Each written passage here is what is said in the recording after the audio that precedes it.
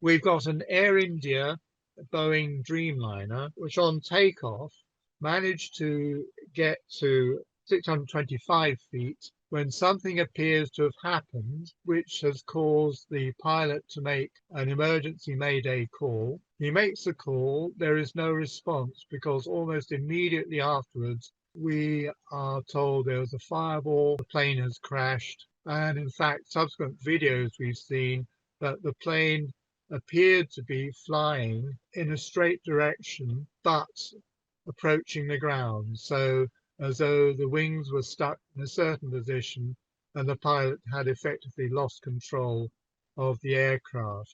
As we're looking at this video, the pilot is frantically trying to regain control. Remember, there's two pilots on board of the aircraft. It'll be the co-pilot making the Mayday call, but clearly it's not climbing.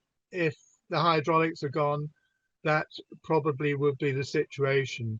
So that is heading, it's not nose down, it's quite level, but it's coming down. And we slowed this video right down so we can see there appears to be nothing wrong with the aircraft at the moment, but something I would think, pure speculation, happened then back at the 625 feet mark.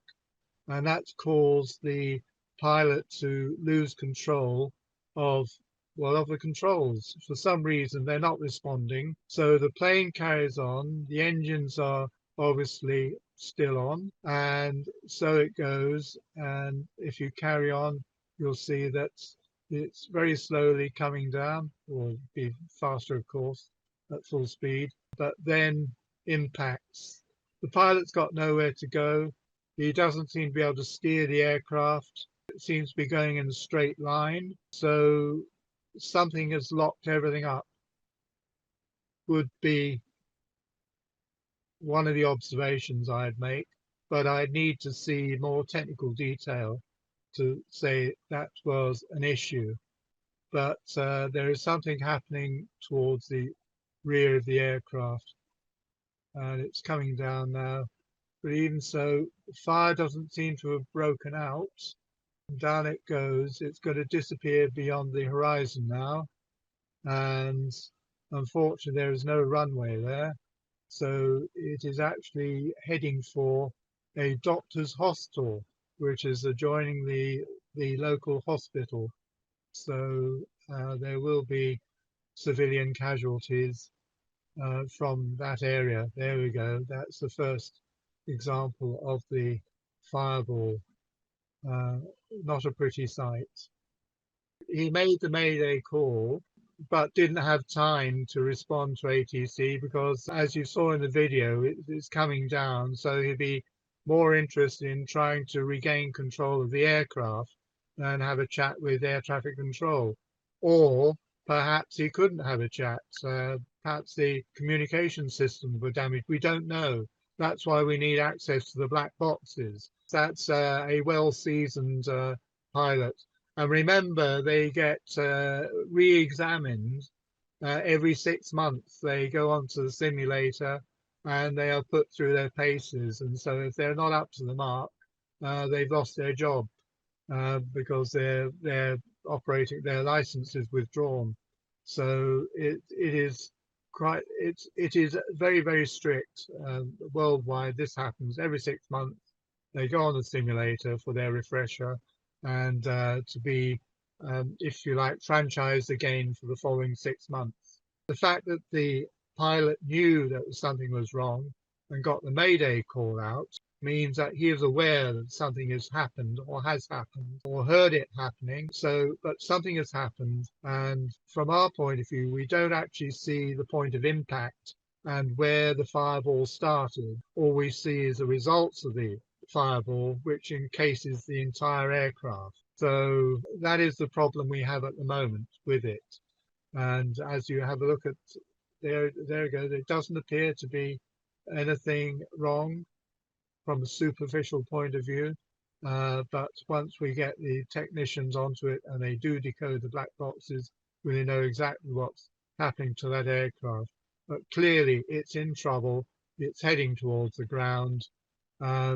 It's not deviating from its course. It's very straight. It's not veering left, veering right, and down it goes and disappears behind the horizon. Then a moment later, we have the first flames from the fireball and the smoke. So it crashed on impact at high speed, I would say.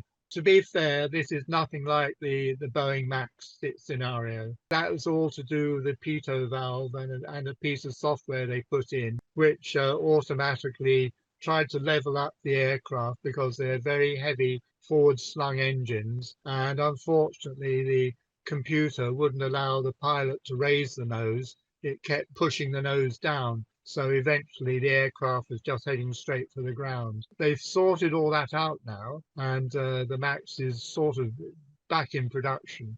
So although it's made by the same company, I don't think these are the same issues here.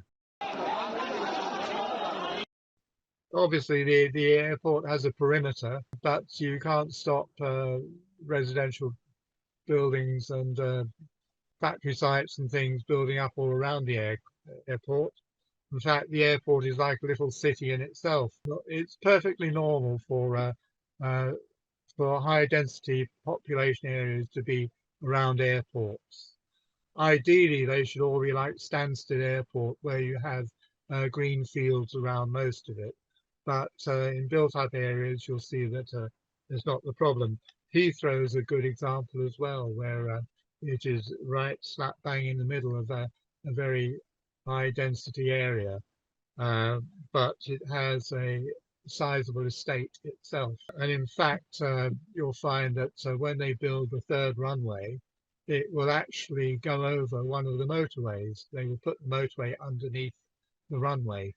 And the immediate thing will be to create a cordon sanitaire around the whole area, and so they can recover everything that is in there.